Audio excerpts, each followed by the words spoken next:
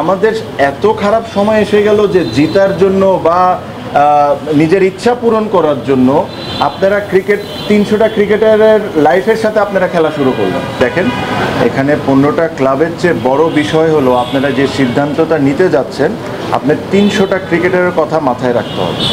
কেন এই 15টা club regularly cricket খেলে, বিভিন্ন ডিভিশনে ক্রিকেট খেলে, বিভিন্ন ডিভিশনকে প্রত্যেকটা প্লেয়ারদেরকে পেমেন্ট করে, ওই টাকা দিয়ে কিন্তু তাদের একটা বছরের 70 to 80% আয়। আর তাদের প্লেয়ারদের কথা খালি এখানে আসছে না, প্লেয়ারদের সাথে তাদের পরিবারও জড়িত। তো আপনারা যে সিদ্ধান্ত নেবেন, সিদ্ধান্ত নেওয়ার সময় এই জিনিসটা আপনাদের মনে রাখতে হবে। সেকেন্ডলি, ফর এক্সাম্পল, যে নিয়মে এই জিনিসটা করা হচ্ছে, কি কারণে করা হচ্ছে এটা স্পষ্টভাবে ক্লিয়ার, কেন করা হচ্ছে এটাও স্পষ্টভাবে ক্লিয়ার। এখানে আমাদেরকে এটা রকেট সায়েন্স না বোঝার জন্য যেটা কী কারণে করা হচ্ছে। আমি ওনাদেরকে কয়েকটা কথা বলেছি। আমি বলেছি যে দেখেন, এই 15টা ক্লাব নিয়ে যে ইস্যু ছিল, ইস্যুটা তো লাস্ট 6 মাস 7 মাস ধরে অনগোয়িং ইস্যু। এখনই আপনাদের এই কাজটা কেন করতে হবে? রাইট নাও এই জিনিসটা আপনাদেরকে কেন তুলে নিয়ে আসতে হবে? সেকেন্ডলি, বাংলাদেশের প্রত্যেকটা জায়গায় প্রত্যেকটা মানুষকে একটা অপশন দেওয়া হয়, একটা অপশন ক্রিয়েট করা হয়। আপনারা যদি 15টা ক্লাব নিয়ে যদি কোনো অবজেকশন থাকতো, তাহলে আপনারা কাউন্সিলর ফর্মটা দিলেন কেন? সেকেন্ড যে কথাটা হলো, এই কাউন্সিলরের যে 15টা কাউন্সিলরের মধ্যে আমি ধরে নিলাম 3 জন 4 জন যোগ্য কাউন্সিলর হইতে পারে, যারা আসলে ক্রিকেটকে ডেফিনেটলি খুব ভালো একটা জায়গায় নিয়ে যেতে পারে বা তাদের একটা স্বপ্ন থাকতে পারে। তাদের স্বপ্ন তো আপনি নষ্ট করে দিলেন, বিকজ আজকে যদি এটা বিপক্ষে যায়, তাদের আর কোনো চান্সই নেই নতুন করে কাউন্সিলর হওয়া। সো আমি ওনাদেরকে একটা জিনিস বলেছি, আমি বলছি যে দেখেন, যেহেতু এটা ক্রিকেট বোর্ডের কথা, ক্রিকেটের কথা, অনেক সময় লয়ের উপরে যেও অনেক কিছু সিদ্ধান্ত নিতে হয় ক্রিকেটের ক্ষেত্রে। আর যেহেতু এখানে 300টা ক্রিকেটারের পরিবার জড়িত, আপনারা জিনিসটা খুব বুঝে শুনে যেটা রাইট ওইভাবে করেই কথাটা বলবেন। কোন ক্রিকেট ক্লাবের অ্যাড্রেস কোন জায়গায়, এটার চেয়ে ইম্পর্টেন্ট হওয়া যে এই ক্রিকেট ক্লাব কি কালকে জন্ম নিছে, কালকে জন্ম নিয়ে কাউন্সিলর হয়ে কি আমরা এই কাজটা করতে আসছি? না, এই ক্রিকেট ক্লাবের প্রত্যেকটা ক্রিকেট ক্লাবের একটা হিস্ট্রি আছে, পেমেন্ট রেকর্ড আছে, যে প্রত্যেকটা ক্লাব পেমেন্ট করেছে ক্রিকেটারদেরকে। সো এইসব জিনিস আপনারা করবেন। দেখেন, একটা স্পষ্ট কথা, এই জিনিস কেন করা হচ্ছে এটা আপনাদেরকে কাউকে আমার বলার দরকার নেই। সিম্পল একটা কথা, এই জিনিসটাকে ইলেকশনকে একটা সাইডকে উইক করার জন্য করা হচ্ছে, এটা সবাই জানে। হ্যাঁ, আমার কথা হলো যে আমাদের এত খারাপ সময় এসে গেল যে জিতার জন্য বা নিজের ইচ্ছা পূরণ করার জন্য আপনারা 300টা ক্রিকেটারের লাইফের সাথে আপনারা খেলা শুরু করলেন। আপনারা চিন্তা করে দেখেন, আমি যা বলছি কোনো যুক্তি ছাড়া কি কোনো কথা বলছি কিনা। ইলেকশন করবেন, ইলেকশনে জিতবেন, ফেয়ার ইলেকশন হবে, যে আসবে যার কাছে ভোট বেশি পড়বে সে জিতে নিয়ে চলে যাবে। বাট এটার জন্য আমার বয়স তো খুব বেশি না, বাট শুনি আর এই প্রসেসের সাথে যখন আসি, ওনাদের বয়স 60-65 হইতে পারে, ওনারা যে জিনিসটা আমাকে বলেন যে ক্রিকেট বোর্ডের ইতিহাসে কোনো দিন এত নোংরামি আমরা কোনো সময় দেখিনি। একটা জিনিস আবারও বলে দিই, যে জিনিসটা আপনারা করে যাচ্ছেন, করতেছেন, এটা কিন্তু একটা হিস্ট্রি হয়ে যাবে। এই জিনিসটা কিন্তু একটা রেকর্ডেড রয়ে যাবে, পরবর্তীতেও কিন্তু এই জিনিসগুলোই ফলো করা হবে। সো আমার হাম্বল রিকোয়েস্ট যে এই জিনিসগুলো আপনারা করেন না, অনেস্ট ওয়েতে ইলেকশনটা করেন, ফেয়ার ওয়েতে ইলেকশন করেন, ইলেকশন করে আগে যান। আরেকটা এক্সাম্পল দিলাম, কালকের বিষয়, আমার বিষয়টা আপনারা জেনেছেন, যে আমার নামে কমপ্লেন করছে, সেই বিভিন্ন জায়গায় বলে যাচ্ছে আমি করিনি, আমি সাইন করিনি। এটা অ্যাকচুয়ালি কে লিখেছে এটা আমিও জানি কে লিখেছে। আমাকে এসব বলার আগে বলে দেওয়া হচ্ছে যে এরকম করা হবে তোমার এগেনস্টে, ঠিক আছে? সো আমার কথা হলো যে জিনিসটা আমার বিপক্ষে ওনারা এলিগেশন আনার চেষ্টা করছেন, ওনারা একটা জিনিস ভুলে যাচ্ছেন। এখানে কিন্তু 2টা কথা উল্লেখ করা আছে, অর্গানাইজার বা সাবেক ক্রিকেটার। আমি যে অর্গানাইজার না, এটা কেউ প্রমাণ করতে পারবেন? 3টা টিম ওন করি, 2টা টিমের কমিটিতে আছি, গেল এক। সেকেন্ড কথা হলো সাবেক ক্রিকেটার। প্লিজ আপনারা গঠনতন্ত্রটা বের করে দেখেন, সাবেক ক্রিকেটার লেখা আছে, বাট সাবেক ক্রিকেটারের কি কোনো ব্যাখ্যা দেওয়া আছে কিনা যে আমার অফিসিয়ালি রিটায়ারমেন্ট ঘোষণা করতে হবে? যদি এই কেসই হয়, বিসিবি যে 15 জনের তালিকা দিয়েছেন, মোহাম্মদ আশরাফুল তো রিসেন্টলি ইংল্যান্ডে ক্রিকেট খেলে এসেছেন, আমিনুল ইসলাম বুলবুল ভাই আমাদের প্রেসিডেন্ট, উনিও অফিসিয়ালি কোনো জায়গায় রিটায়ারমেন্ট ঘোষণা করেন নাই। If you want to catch me in that way, then they also get count, ঠিক আছে? সেকেন্ডলি যে বিষয়টা হলো আমি ক্রিকেট রিসেন্ট টাইমে খেলেছি, অবশ্যই সত্যি কথাটা 5 মাস আগে। আমি যদি কালকেও ঘোষণা দিই, আজকেও ঘোষণা দিই, কালকে যদি আপনি আমাকে প্রশ্ন করেন, আমাকে প্রশ্ন করতে হবে সাবেক ক্রিকেটার হিসাবে। আমি যে লাস্ট 5 মাসে একটা ম্যাচও খেলি নাই, আমি যদি নিজের মনের মধ্যেই চিন্তা করে রাখি যে আমি আর ক্রিকেট খেলবো না, তো আমি তো সাবেক হয়েই গেলাম। গঠনতন্ত্রতে যদি এই কথাটা লেখা থাকে যে একদম স্পেসিফিকলি আপনাকে অমুক ডেতে ঘোষণা দিয়ে দিতে হবে যে আপনি সাবেক ক্রিকেটার, তাহলেই আপনার এই কাউন্সিলরশিপের বৈধ, তাহলে আমি মানতে পারি। এই জায়গায় তো কোনো কিছু লেখা নেই। ধরলাম সাবেক ক্রিকেটারকে বাদই দিলেন, অর্গানাইজার যে আমি না, এটা আপনি কেমনে করে প্রমাণ করবেন? আমি গুলশান ক্লাবের কমিটিতে আছি, ওল্ড ডিএচএস এর কমিটিতে আছি। ওই চিঠিতে উল্লেখ করা লেখা যে আমি ওল্ড ডিএচএস এর সাথে আমার কোনো সম্পর্ক নেই। প্লিজ উপরে যান, যে ওল্ড ডিএচএস এর কমিটিটা খুঁজে বের করে দেখেন ওল্ড ডিএচএস আমি আছি কি নাই। এই মুহূর্তে চিটাগাঙে একটা খেলা T20 ফ্র্যাঞ্চাইজ চলছে, যেখানে আমি টিম ওন করি। শতদল ক্লাবের সাথে আমি 4-5 বছর ধরে জড়িত। আমার এটা লজ্জা লাগতেছে যে আজকে আমার এই জায়গায় সেই জিনিসগুলো এক্সপ্লেন করতে হচ্ছে। আমরা এতটাই নিচে নেমে যাচ্ছি জাস্ট কিছু ইচ্ছা ফুলফিল করার জন্য, যে আপনারা এ পর্যায়ে নিয়ে আসতেছেন। আমি আবারও বলি, সঠিকভাবে ইলেকশন করি, হেরে যাই, কে প্রেসিডেন্ট হোক না হোক আমার কোনো কিচ্ছু যায় আসে না। বাট এই নোংরামি করেন না জাস্ট ইগো বা জিতার জন্য। এটা এখানে ক্রিকেটের বিষয়, এখানে ক্রিকেটের 18 কোটি মানুষের ইমোশন এটার সাথে জড়িত। সো এই নোংরামিগুলা করেন না। আমি আবারও বললাম, ভেরি হাম্বলি একটা রিকোয়েস্ট করছি যে নোংরামিগুলা করেন না। ক্রিকেটকে ক্রিকেটের মতো থাকতে দেন, ক্রিকেটের নির্বাচনকে ক্রিকেটের নির্বাচনের মতো থাকতে দেন।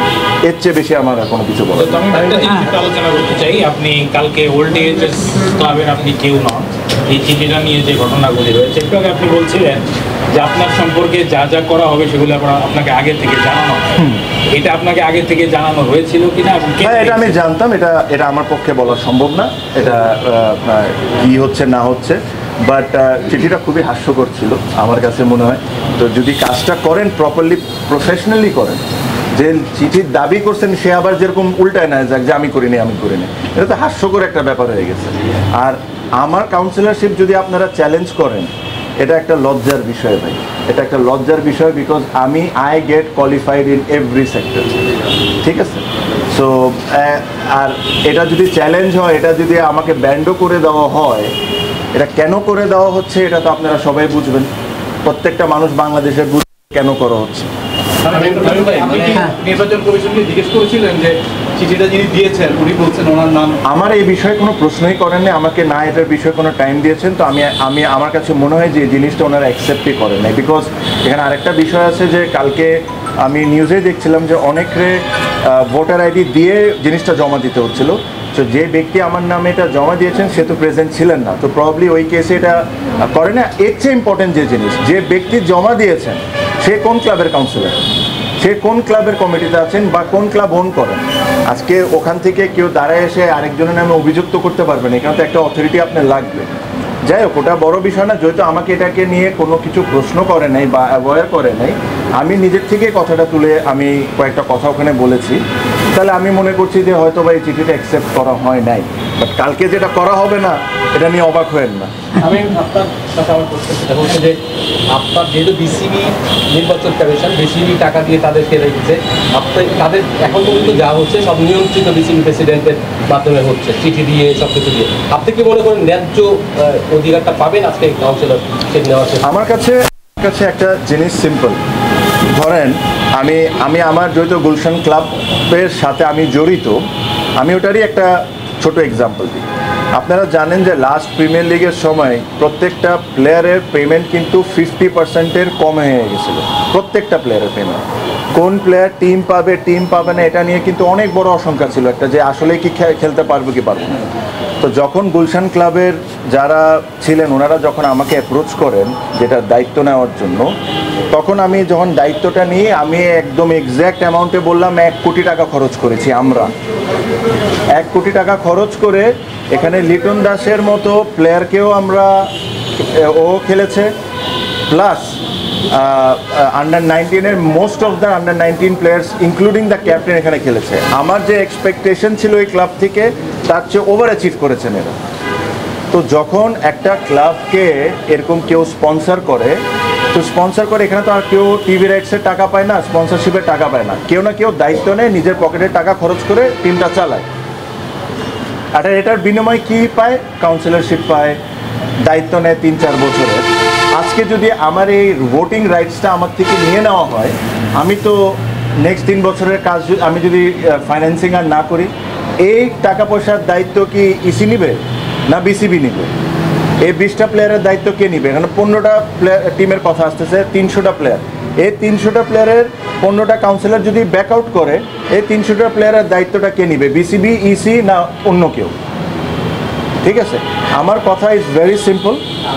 জিনিসটা হলো, যদি এই ক্লাব কালকে জন্ম দেওয়া হইতো জাস্ট বিকজ আমার ভোট ব্যাংক বাড়ানোর জন্য, বা যারা ইলেকশন করবে তাদের ভোট ব্যাংক বাড়ানোর জন্য কালকে জমা হয়ে আজকে কাউন্সিলর লিস্ট হইতো, আমি আপনার সাথে 100% একমত, এটা নিয়ে তদন্ত হওয়া উচিত। কিন্তু এই ক্লাবগুলোর তো হিস্ট্রি আছে ভাই, 5 বছর, 10 বছর, 15 বছর, 20 বছরের হিস্ট্রি আছে। এদেরকে নিয়ে আপনারা কি রাজনীতি করতেছেন? এখানে তো এইসব করার দরকার নেই। আপনি এখানে আসছেন, ক্রিকেটের একটা ইলেকশন হবে, যে যোগ্য সে পাস করবে, যাকে ভোট দিবে সেই পাস করবে। এখানে তো আর জনগণ ভোট দেয় না, না সাংবাদিক ভোট দেয়, ভোট দেয় হলো কাউন্সিলররা। ওরা ভোট দিয়ে যাকে ভালো মনে করবে পাস করে নিয়ে চলে যাবে, শেষ। এটা নিয়ে এত কিছু করার দরকারটা কি? কিন্তু যে প্রশ্নটা হলো, আপনি কি ন্যায় বিচার পাবেন বলে আশা করেন? আমার কাছে মনে হয় যে আমি যে স্পিচটা দিয়েছি ওনাদেরকে, আপনাদেরকে এখানে যে স্পিচটা দিয়েছি, অলমোস্ট সিমিলার স্পিচ দিয়েছি। আমি ওদেরকে এটাও বলেছি যে ভাই, আপনারা কিন্তু অনেক কিছু লয়ের থেকে উপরে যায় চিন্তা করতে হয় ওয়েন ইট বিকাম, যখন এটা একটা মানুষের ক্ষেত্রে এসে যায়, পরিবারের ক্ষেত্রে এসে যায়, তাদের রুজি রুটির ব্যাপারে এসে যায়। আপনারা সব কিছু বিবেচনা করবেন। 300টা ক্রিকেটারের ব্যাপার আছে এখানে, 300টা ক্রিকেটার রাস্তায় নেমে আসবে যদি ওরা ক্রিকেট না খেলতে পারে। সব কিছু চিন্তা করে এটা করবেন। আমার কাছে মনে হয় এনাফ গ্রাউন্ডস আছে তাদের। আমি কোনো পার্টিকুলারলি, আমার টিম তো অবশ্যই আছে, I spoke in favour of whole cricket. প্লেয়ারদের বিষয় নিয়ে আমি কথাটা তুলেছি। আমি আশাবাদী যে এরকম নোংরামি হবে না। আর এই 15টা টিম আজকে এই পজিশনে কেন আসছে এটাও তো আপনারা জানেন কম বেশি। এটা একটা ব্যক্তির নিজের স্বার্থ ছিল এখানে, তো এটা তো লুকাচুরি করার কিছু নেই। একটা ব্যক্তির নিজের স্বার্থর কারণে আজকে এই অবস্থা আসছে। আমিও ডিটেলসে গেলাম না। আমার কাছে মনে হয় যে ইলেকশনের যা হওয়ার হোক, টিমগুলা বেঁচে থাকলে বাংলাদেশে ক্রিকেটটা চলতে থাকবে, এই ছেলেগুলা ক্রিকেট খেলতে পারবে। কয়েকদিন পরে কিন্তু 3rd ডিভিশন, আমি if I am not wrong, এই 15টা টিমের মধ্যে 8-9টা টিম 3rd ডিভিশনের মধ্যে। এই টিমগুলো কিন্তু আমি অন করি না ভাই, হ্যাঁ। কিন্তু এই টিমগুলো যদি ব্যাকআউট করে, ওই 8-9টা প্লেয়ার, 8-9টা টিম মানে হলো 150-200টা প্লেয়ার।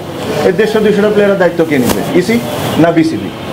আপনি এই লাইফে সবসময় একজন ফিয়ারলেস ব্যাটসম্যান হিসেবে আমরা আপনাকে দেখেছি। নতুন ফিল্ডে আপনি আসছেন, সোফার আপনি কি ফিয়ারলেস ভাবে ইলেকশনটা করতে পারছেন বা আপনার কোনো প্রেশার? আমি ফেয়ারলেস ভাবে তো চেষ্টা করছি, প্রেশার আমার উপরে অনেক আছে। আমি যেটা বললাম, কালকে আমার কাউন্সিলরশিপও ক্যান্সেল হয়ে যেতে পারে, কোর্টে রিটও হয়ে যেতে পারে, কোর্টে কেস হয়ে যেতে পারে। এখন কেন হবে এটা আপনারা খুব ভালো করে বুঝুন। আমার এর চেয়ে বেশি এক্সপ্লেন করার কিছু নাই। আপনারা, you guys are smart enough to understand.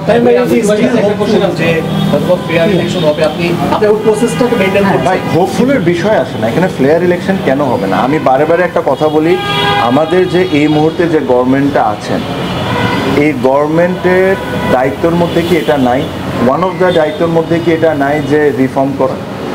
আমাদের এই গভর্নমেন্টের এই দায়িত্বের মধ্যে এটা নাই এমন করে দেশটাকে চালায় দেওয়া, যেটা একটা এক্সাম্পল হয়ে দাঁড়াবে পরবর্তী গভর্নমেন্ট যারা আসবে এই জিনিসটা ফুলফিল করা। গভর্নমেন্টের একটা পার্ট যদি এভাবে করে ইলেকশনটাকে রিগ করার চেষ্টা করে বা এভাবে করে ম্যানিপুলেট করার চেষ্টা করে, তাহলে ভাইয়া এটা কি একটা গ্রেট এক্সাম্পল হয়ে দাঁড়াচ্ছে? আর এটা যে হচ্ছে না, এটা তো ভাই আমি ওই দিন প্রেস কনফারেন্সে যা যা বলেছি আপনারা তাই দেখেছেন, তাই উল্টা সব ঘটেছে। কাউন্সিলর লিস্ট চেঞ্জ হয়ে যাচ্ছে, আপনি 7টার সময় না 5টার সময় ডেড লাইন, 8টা 9টা 10টা পরের দিন পর্যন্ত চলে যাচ্ছে, যেমনে মনে ইচ্ছা তেমনে তা করতেছেন। এত ক্যাটাগরি সিতে এত ক্রিকেটার বাংলাদেশে, কাকে নমিনেশন দেওয়া হচ্ছে, কাউকে ছোট করছে না। সবাই ক্রিকেটার, ছোট হোক বড় হোক, সবাই ক্রিকেটার, সবাইকে আমি রেসপেক্ট করি, হ্যাঁ। বাট নিজের পছন্দের মতো সব কিছু করা হচ্ছে। এই জিনিসগুলো আপনারা ক্রিকেটের সাথে, আমার যতটা বয়স 18 বছর ক্রিকেটের সাথে এই মাঠে, আপনাদের মধ্যে এখানে আমার চেয়ে ডাবল বেশি আছেন যারা এই মাঠে আসেন, সবাই আপনারা জানেন কি হচ্ছে না হচ্ছে। আমি একটা জিনিস বলবো, ক্লিয়ারলি একটা মেসেজ দিব, আমার পক্ষে হয়ে কারো কোনো কথা বলার দরকার নেই। সত্যির পক্ষে হয়ে কথা বলেন, যেটা রাইট ওটা নিয়ে কথা বলেন। আমার পক্ষে নেওয়ার দরকার নেই, অন্য কারো পক্ষে নেওয়ার দরকার নেই। যদি আমি কোনো ভুল করে থাকি অবশ্যই এটা তুলবেন, কিন্তু আমার সাথে যদি কোনো ভুল হয় এই জিনিসটাও তোলার দায়িত্ব আপনাদের। Thank you. যেহেতু নোংরামি দাবি করছেন অনেকেই, আপনার মানে নির্বাচনে নোংরামি হচ্ছে দাবি করতেছেন, অনেকে নির্বাচনে যদি শেষ পর্যন্ত এই নোংরামিটা হয় আপনাকে এই নির্বাচনে অংশ নেবেন? ভাই এটা তো আমি এখন এই জিনিসটা বলতে পারবো না। আপনি আমাকে পার্সোনালি প্রশ্ন করতে পারেন যে আমি নির্বাচন করব কি করব না। আমার প্রশ্ন করা হলো যে আমাকে নির্বাচন করতে দিবে কি দিবে না, এটাও তো একটা জিনিসটা আপনার দেখতে হবে। ঠিক আছে, থ্যাংক ইউ। আপনার বিসিবি প্রেসিডেন্ট